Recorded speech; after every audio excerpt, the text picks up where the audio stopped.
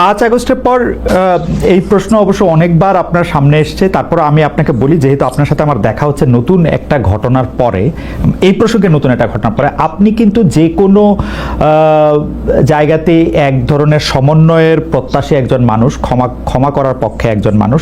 আপনি সর্বশেষ যে আওয়ামী লীগের রাজনীতি নিষিদ্ধ করা হলো এবং দলকে আসলে তার সকল কার্যক্রম নিষিদ্ধ করা হলো, এইটা নিয়ে আমরা দেখেছি যে আপনার দলকে যারা সমর্থন করেন তারাও সেই নিষিদ্ধের দাবি করেছেন, কিন্তু আমি আপনার পার্সোনাল মতামত জানতে চাই যে আপনি এটা আসলে লাইক করেছেন কিনা, বা আপনি এটা পছন্দ করেছেন কিনা, বা আপনার যদি একক ক্ষমতা নেয়ার মানে সিদ্ধান্ত নেওয়ার, আপনি আপনার একক সিদ্ধান্ত প্রয়োগ করতেন, তাহলে আপনি এটা করতেন কিনা। দেখেন, এখানে অনেকগুলা বিষয়। আমাকে ইদানিং ফরেন মিশনের যারা বাংলাদেশে আছেন, এনভয় বা আপনার রাষ্ট্রদূত যারা আছেন, তারাও জিজ্ঞেস করেন যে ন্যাশনাল রিকনসিলিয়েশনের একটা জায়গা থাকা উচিত কিনা। আমি বলি অবশ্যই উচিত। তবে বিষয়টা হলো যে আমাদের ওন্ড গুলা একদম তাজা, ট্রমা গুলা এখনো মেন্টাল এবং ফিজিক্যাল ট্রমা এখনো বিদ্যমান। হাসপাতালের বেডে এখনো রয়ে গেছে ইনজিওর্ড পার্সন গুলো। শহীদ পরিবারের অনেকেই তাদের আপনজনের লাশও এখন পায় নাই, লাশের সন্ধান বা কবরের সন্ধানও পায়নি। সো এটা একদম তাজা একটা বিষয়। যেমন আমরা যদি সাউথ আফ্রিকার কথা ধরি, তাহলে ডিকেডস আফটার ডিকেডস এটাকে হিলিং করতে, রিকনসিলিয়েশনে আনতে সময় লেগেছে। অতএব মিনিমাম একটা সময় দিতে হবে। আওয়ামী লীগের ক্ষেত্রে কি হয়েছে, তাদেরকে নিষিদ্ধ করা হয়নি, তাদের কার্যক্রমের উপরে মানে নিষেধারোপ করা হয়েছে, তারা ফাংশন গুলা করতে পারবে। 15.5 বছর তো তারা সুযোগ পেয়েছিলেন। এই দেশে ফেয়ার ডেমোক্রেসি তারা চাইলে কিন্তু কালচার করতে পারতেন এবং ইতিহাসে স্মরণীয় হয়ে থাকতে পারতেন। কিন্তু আসলে আপনিও তো তাদের অনেক কর্মকাণ্ডের প্রতিবাদ করেছেন অত্যন্ত জোরালো ভাবে। আগের আপনার ঠিকানা থেকে, বর্তমান ঠিকানা থেকে, সব জায়গা থেকে আপনি যেখানে যখন ছিলেন আপনি করেছেন। কেন করলেন? এই জিনিসগুলো অ্যাকসেপ্টেবল ছিল না, এই জন্যই তো করেছেন। তো তারা তো 15.5 বছর মানুষকে তাদের কোনো ডেমোক্রেটিক এবং পলিটিক্যাল রাইট দেয় নাই। জাস্টিস পাওয়ার রাইটটাও তারা স্ন্যাচ করে নিয়েছিল। এই ধরনের সবগুলা রাইটই তো কার্যত তারা কেড়ে নিয়েছিল। আপনি যদি প্রেসের কথা বলেন, এখন তো অ্যাটলিস্ট যখন তখন যাকে তাকে প্রধান উপদেষ্টাকে একটা কথা বলেছে ঢুকাই দাও, মামলা একটা দিয়ে তাকে সাথে সাথে ঢুকিয়ে দাও, এই কাজটা এখন হচ্ছে না। আয়নাগরের ঘটনা তো এখন একটু হইতেছে। মাননীয় আমির, একজন ইউটিউবার আছেন সাব্বির, তাকে জেলে দিয়ে দেওয়া হয়েছে প্রধান উপদেষ্টাকে কি জানি বলছে। না, আমি বলতেছি সেটা, আমি বলছি যখন তখন হচ্ছে না, ঘন হচ্ছে না।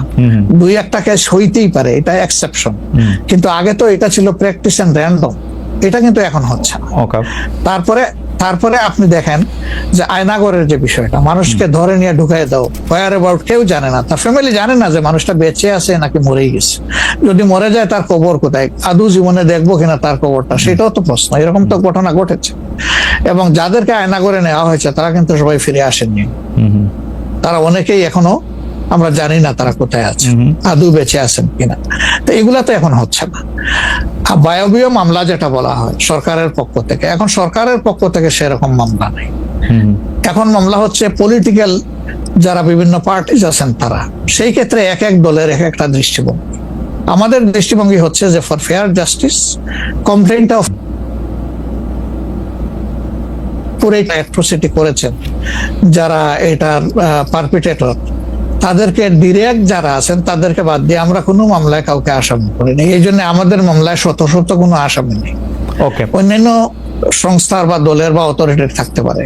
তো এই জিনিসগুলোর কিছুটা হলেও ডেভেলপমেন্ট হয়েছে, কিন্তু আরো অনেক হওয়ার প্রয়োজন আছে এবং সুযোগ আছে। এই ক্ষেত্রে আমি শুধু একটা লাইন করে একটু বোঝার জন্য, যে মানে আওয়ামী লীগ নিষিদ্ধ করা হয় নাই, আওয়ামী লীগের কার্যক্রম নিষিদ্ধ করা হয়েছে, দুইটার মধ্যে তফাৎ কি আসলে? মানে তারা মানে কি করতে পারবে আর কি করতে পারবে না, মানে একজন আওয়ামী লীগ কি করতে পারবে এখন? মানে আমার একটা আন্ডারস্ট্যান্ডিং হচ্ছে আওয়ামী লীগ নিষিদ্ধ, তা আপনি বলতেছেন না দুইটার মধ্যে একটু তফাৎ আছে। তফাৎটা কি আসলে? দেখেন, নিষিদ্ধ তো আমাদেরও করা হয়েছিল, তাই না? এবং একবার না, আমাদের এই সংগঠনের জন্মের পরে দফায় দফায় আমাদেরকে নিষিদ্ধ করা হয়েছে। নিষিদ্ধ যখন কোনো সংগঠনকে করা হয়, তখন এই সংগঠনের ব্যক্তিরাও বিভিন্ন ধরনের সমস্যায় পড়ে যান, এর সাথে রিলেটেড ব্যক্তিরা। এমনকি তাদের স্বাভাবিক জীবনযাত্রাটাও তাদের পক্ষে চালায় নেওয়া সম্ভব হয়। তারা যদি সমাজের কোনো ক্রিমিনাল ব্যক্তি নাও হয়ে থাকেন, তবুও তাদের উপরে সমস্যা আরোপ হয়েছে। কিন্তু যখন কার্যক্রম নিষিদ্ধ থাকবে, তখন ওই পলিটিক্যাল কার্যক্রমগুলো ছাড়া বাকি জীবনের সবই তো তারা করতে পারবে, করছে তো। আচ্ছা, তারা তো এই দেশ ছেড়ে সবাই তো আর চলে যাননি, সবাইকে জেলেও ঢুকানো হয়নি। এইটা একটু পরিষ্কার হয়েছে।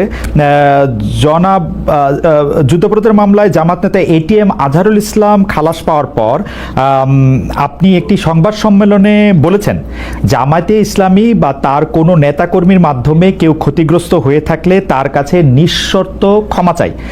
এই ক্ষমা প্রার্থনায় কি ৭১ মুক্তিযুদ্ধের সময়টাও আছে কিনা সেটা সেদিন আপনি স্পষ্ট করেননি, আজকে এটা স্পষ্ট করবেন? মানে আপনি, অনেকেই প্রশ্ন করছেন যে জামায়াতের মাননীয় আমির ক্ষমা কিসের জন্য চাইলেন? মানে ৪৭-এর পর থেকে শুরু করে আজকে পর্যন্ত, শুধু ৭১ না, ৪৭-এর পর থেকে শুরু করে আজকে পর্যন্ত আমাদের দ্বারা যত মানুষ যত জায়গায় কষ্ট পেয়েছে, কেউ যদি ক্ষতিগ্রস্ত হয়ে থাকে, সেই মানুষগুলো, তাদের সকলের কাছে আমি বিনা শর্তে ক্ষমা চেয়েছি। কেন ক্ষমা চেয়েছি? আমরা মানুষ, ইন্ডিভিজুয়াল মানুষ যেমন ভুল করতে পারে, মানুষের সমষ্টি একটা দলেরও বিভিন্ন ভুল সিদ্ধান্ত থাকতে পারে। কোনটা ভুল কোনটা সঠিক ইতিহাস এটা নির্ধারণ করবে। আজকে যেটাকে ভুল বলা হচ্ছে, কালকে এটাই হয়তো সবচেয়ে বড় সঠিক হিসাবে প্রমাণিত হবে। আর ইতিহাসের পালাবদলে রাজনীতিতে সবাই জিতে না, কেউ জিতে কেউ হারে। আমরা আদর্শবাদী একটা দল, আমরা বিশ্বাস করি আমরা মানুষ ভুলের ঊর্ধ্বে নই। আমাদের দ্বারা, আমাদের সহকর্মীদের দ্বারা মানুষ বিভিন্ন ক্ষেত্রে কষ্ট পেতে পারে, ক্ষতিগ্রস্ত হতে পারে। আমি সব কিছুর জন্য কোনো শর্ত আরোপ না করেই মাপ চেয়েছি। ওকে, মানে ৪৭ এবং মাপ চাওয়ার মধ্যে কোনো পরাজয় নাই, অবশ্যই নাই। ৪৭ থেকে আজ পর্যন্ত যে কোনো কিছুর জন্য মানুষ আপনাদের কাছ থেকে যদি কোনো ধরনের আঘাত পেয়ে থাকে, তার জন্য আপনি দুঃখ প্রকাশ করেছেন বা ক্ষমা চেয়েছেন। এর ভিতরে সব ঢুকে গেছে, কোনো কিছু বাদ নাই। ওকে, এভরিথিং ইনক্লুডেড।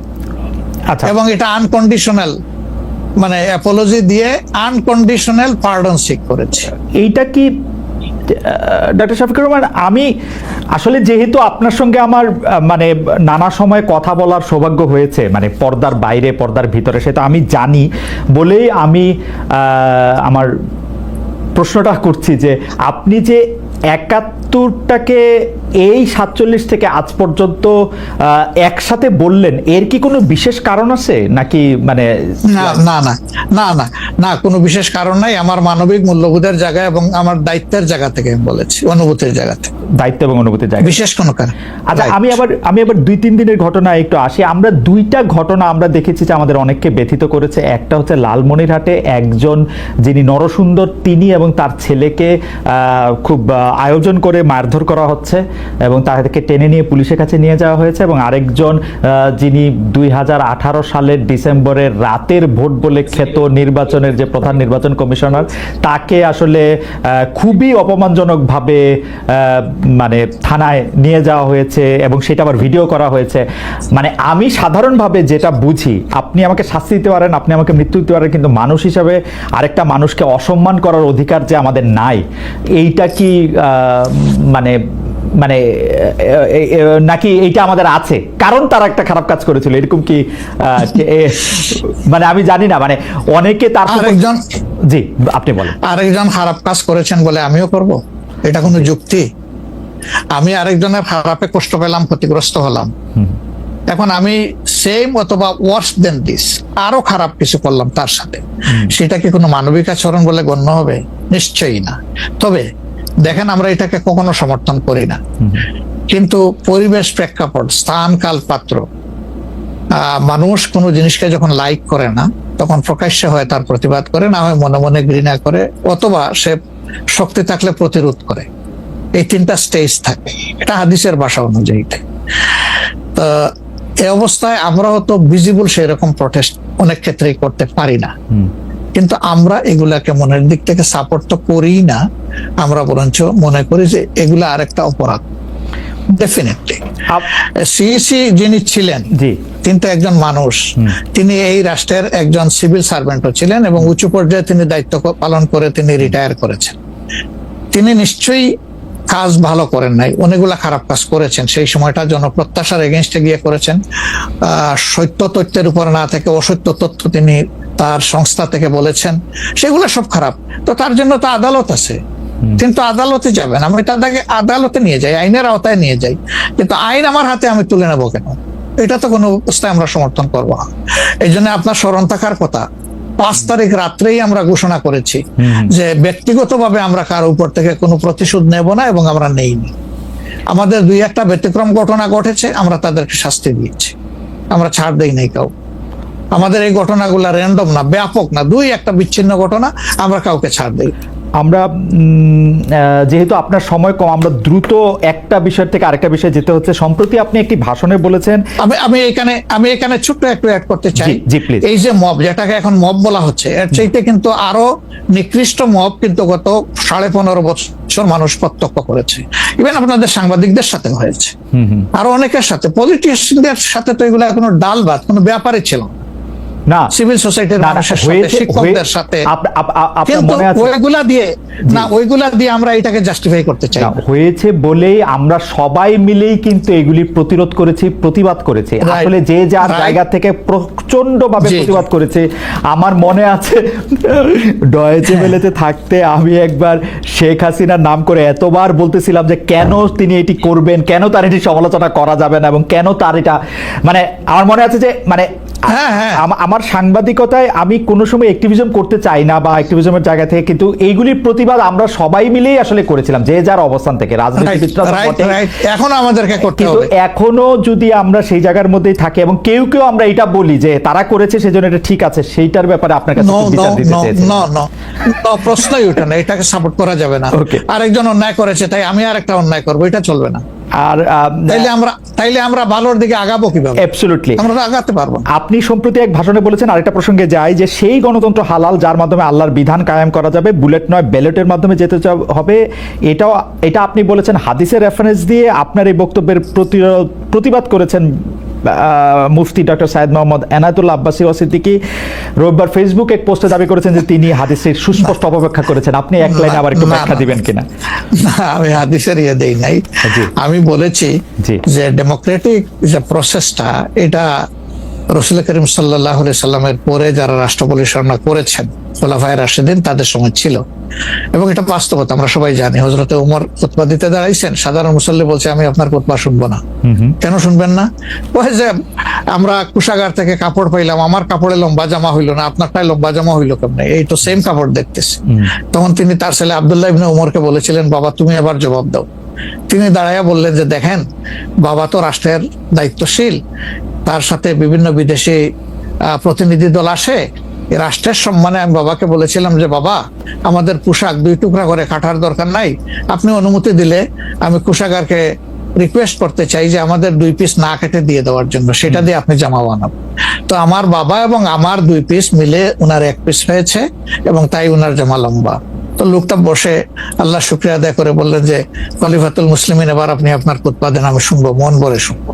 তো এই দেখেন, এটাই তো বিউটি অফ ডেমোক্রেসি। ওই যে আপনি ফ্রিডম অফ এক্সপ্রেশন বললেন, এর চাইতে ভালো ফ্রিডম অফ এক্সপ্রেশন কোথায় পাবেন আপনি?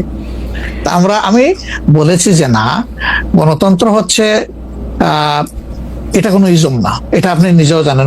গণতন্ত্র কোনো মতবাদ না, it's a way to establish your ism. আপনি যেটা চয়েস করেন, এটা ক্যাপিটালিজম হইতে পারে, সোশ্যালিজম হইতে পারে, কমিউনিজম হইতে পারে, এরকম যেটাই হোক সেটা আপনি করবেন। কিন্তু এটা একটা ওয়ে, এই বাহনের উপরে আপনি চড়ে যাবেন। সেটা যদি আল্লাহর দিন কায়েমের উদ্দেশ্য হয় তাহলে অবশ্যই এটা মুসলমানদের জন্য হারাম হওয়ার কথা না। এখন আমার কথার সাথে তো ডিফার করতেই পারেন, উনি একজন লার্নেড মানুষ, আমি তাকে রেসপেক্ট করি এবং কারো ডিফারেন্সটাকেও আমি রেসপেক্ট করি, কারণ এটা না হলে তো আপনার ফ্রিডম অফ এক্সপ্রেশন থাকবে না এবং মাল্টিকালচারাল সোসাইটিও বিল্ড আপ করা সম্ভব হবে না। আচ্ছা, অ্যাবসলিউটলি ফাইন। আচ্ছা, আপনি শুক্রবার একটা দলীয় কর্মসূচিতে বলছেন যে দিন কায়েমের চেষ্টা বা প্রচেষ্টা ঐচ্ছিক নয়, মুমিনের উপর ফরজ। আরবার আপনাদের দীর্ঘদিনের একটা স্লোগান হচ্ছে এরকম, আল্লাহর আইন চাই।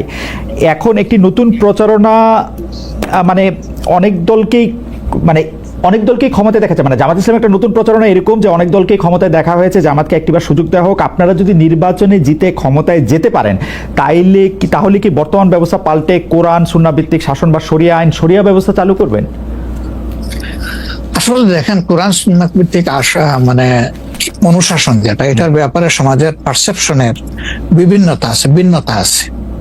আমাদের বাংলাদেশের যে সংবিধান আছে, এই সংবিধানের অনেকগুলা আর্টিকেল, অনেকগুলা ধারা উপধারা কোরআনের সেন্সের সাথে পুরোপুরি মিলে যায়, এটার সাথে কোনো ডিফারেন্স নাই। আবার কিছু কিছু ধারা আছে সেখানে কন্ট্রাডিকশন আছে। ওরকম পরিবেশ পরিস্থিতি যখন আসবে, জনগণের প্রত্যাশার আলোকে এটা মানে সবার সাথে ইন্টারেক্টিভ হয়, সবাইকে সাথে নিয়েই ইনশাআল্লাহ ভালো জিনিসগুলোকে আমরা ইনপুট দেবো আল্লাহ থেকে। তবে এটাও মনে রাখার বিষয় যে কোরআনী শাসন হঠাৎ করে আল্লাহ তাআলা এস্টাবলিশের হুকুম দেন নাই। It was a gradual process. For example মাদক কিন্তু দুনিয়ার কেউ কিন্তু এটাকে অ্যাপ্রুভাল দেয় না, বাট এটার প্র্যাকটিস সব জায়গায় আছে, এটা বাস্তবতা। তো সেই মদ যখন হারাম ঘোষণা করা হয়, নিষিদ্ধ করা হয়, তখন কিন্তু 3 পর্যায়ে গিয়ে চূড়ান্তভাবে এটা নিষিদ্ধ করা হয়েছিল। তো এটা গ্রাজুয়াল একটা প্রসেস। আপনি একটা ক্রাইম থেকে, দীর্ঘদিনের প্র্যাকটিস থেকে মানুষকে সরাবেন, আল্লাহ তাআলার সেই বিধানকে অনুসরণ করেই আমরা আগাবো ইনশাআল্লাহ। 5 আগস্টের পর থেকে বিএনপির পক্ষ থেকে যেহেতু জাতীয় নির্বাচনের দাবি জানানো হয়েছিল, এটা নিয়ে অনেক তাদেরকে রঙ্গব্যঙ্গ করা হয়েছে। জামায়াতে ইসলামী মাঝামাঝি থেকে ফেব্রুয়ারি ইলেকশনের কথাও বলেছে, রোজার পরেও ইলেকশনের কথা বলেছে, রোজার আগেও ইলেকশনের কথা বলেছে, কিন্তু আমরা দেখতে পাচ্ছি জামায়াতে ইসলামী 300 আসনে প্রার্থী ঘোষণা করে ফেলেছে। আপনারা যদি পরে কোনো রাজনৈতিক জোট করেন বা পরে যদি কোনো ধরনের রাজনৈতিক সমঝোতার মাধ্যমে জাতীয় সরকারের একটা আবহ তৈরি হয়, তাহলে কি হবে? আপনারা এখনই জোট ঘোষণা করে ফেলেছেন, সেটা কেমন হলো? আলহামদুলিল্লাহ, এটা আমাদের সাথে যাদের ইন্টারেকশন আছে তারা সবাই জানেন। আমরা বলেছি যে এটা আমাদের অফিসিয়াল ঘোষণা না, এটা হলো প্রাথমিক সিলেকশন, এবং সমস্ত আমাদের নমিনি যারা হবেন তাদেরকে সেম মেসেজ দেওয়া হয়েছে যে জাতীয় বৃহত্তর স্বার্থে যে কোনো সময় যে কোনো পরিবর্তন যে কোনো আসনে আসতে পারে। আমাদের সংগঠন এটার জন্য পূর্ণ প্রস্তুত। প্রয়োজনে আমার থেকেই পরীক্ষা শুরু হবে, কোনো অসুবিধা নেই। আপনার কাছে ছোট একটি পরীক্ষা, সেটি আপনার পরীক্ষা না, আপনার কাছে একটি ছোট পরীক্ষা। আপনি কুষ্টিয়া 3 সদর আসনে জামাত ইসলামের এমপি প্রার্থী হিসেবে ঘোষণা করা হয়েছে জনপ্রিয় ইসলামী বক্তা জনাব আমির হামজাকে, কিন্তু এদিকে আবার জামাতি ইসলামীর শুরা সদস্য জনাব ফরাজ হোসেন রয়েছেন, তার নামও জোরে সোরে শোনা যাচ্ছে। অনেকে বলছেন যে তৃণমূল জামায়াত আসলে পছন্দ করে নাই হঠাৎ করে এরকম একজনকে মনোনয়ন দেওয়া। এই বিষয়টাকে আসলে আপনি কিভাবে দেখেন? শুধু জনপ্রিয় না, নট দ্যাট। আমরা যখন কোনো জায়গায় নমিনি সিলেকশন করি তখন 2টা জিনিস আমরা বিবেচনায় নেই। একটা হলো যে এই নমিনির ব্যাপারে স্থানীয় সংগঠনের যারা নেতাকর্মী আছেন তাদের দৃষ্টিভঙ্গি কি, 2 নম্বর হচ্ছে জনগণের দৃষ্টিভঙ্গি কি। এই 2টা বিষয়কে আমরা বিবেচনায় নিয়েই প্রার্থী সিলেকশন করি। এবং এটা যেগুলা শুনতেছেন, অনেক সময় আমাদেরকে অতি ভালোবাসেন যারা, ওই যে আপনি একবার আমাকে জিজ্ঞেস করলেন যে আপনাদের ব্যাপারে এত বিরোধিতা করে কেন, তাই আমি বলছিলাম যে তারা অত ভালোবাসে তো অনেক বেশি, এই জন্য আমাদেরকে নিয়ে কসলাইতে হবে। জনাব আমির হামজার বিরুদ্ধে যে দুটি বক্তব্য বেশি সামনে আসছে, তিনি একবার বলেছিলেন যে তার 14 গোষ্ঠী সবাই আওয়ামী লীগ করেন। 2 নম্বর হচ্ছে যে এই জুন মাসেও জনাব আমির হামজা নিজ এলাকায় মোটরসাইকেল শোডাউন করেছেন, যেই শোডাউনের রাজনীতি অ্যাপারেন্টলি আপনারা উৎসাহ দেন না, কিন্তু তাকে এটি করতে দেখা যাচ্ছে। হ্যাঁ, আমরা তার দৃষ্টি আকর্ষণ করেছি। ওকে, আমরা এই ব্যাপারে দৃষ্টি আকর্ষণ করেছি যে পাবলিক ইনকনভিনিয়েন্স হয় এমন কোনো কাজ আমরা করব না, যত দূর সম্ভব এটা আমরা অ্যাভয়েড করে চলবো। এটা আচ্ছা, আমরা আরেকটা প্রসঙ্গে আসি যে লন্ডনে ডক্টর মোহাম্মদ ইউনূস এবং জনাব তারেক রহমানের বৈঠকের পর যৌথ